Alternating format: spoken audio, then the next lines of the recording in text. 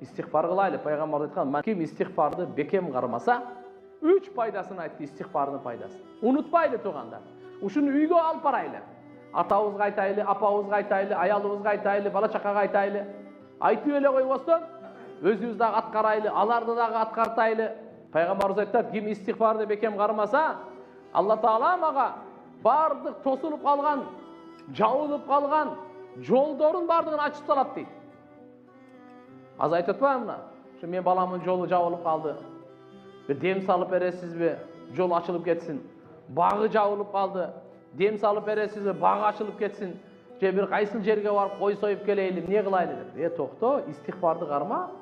Пайгамбарыбыз айтып атат, истихфарды эле карма, эч жакка баргандын кереги жок. Эч кандай дем салдыргандын кереги жок, эч нерсе кылгандын кереги жок. Үйүңүздө турасыз, Алла Таалам сизге жолуңузду ачат, багыңызды ачат, бейишиңизди ачат Алла Таала. Жүрөгүңүздү ачат, хидаяттын эшигин ачат. Качан истихфар кылыңыз. Алла Таала эмне деп атат? Ушундай бардык тардыктан кеңдик кылып коет экен. Жүрөгү сыгылган, көкүрөгү сыгылган, Алла Таалам кең кылып коет жүрөктү. Экинчиси, бардык жалачылыктан Алла Таала мага курсанчылык берет. Үчүнчүсү, ойлобогон жерден Алла Таалам ырыскысын жеткирет дейт. Ойлобогон жерден ырыскысын Алла Таалам алып келип берет. Ошон үчүн иншалла истихфар кылайлы.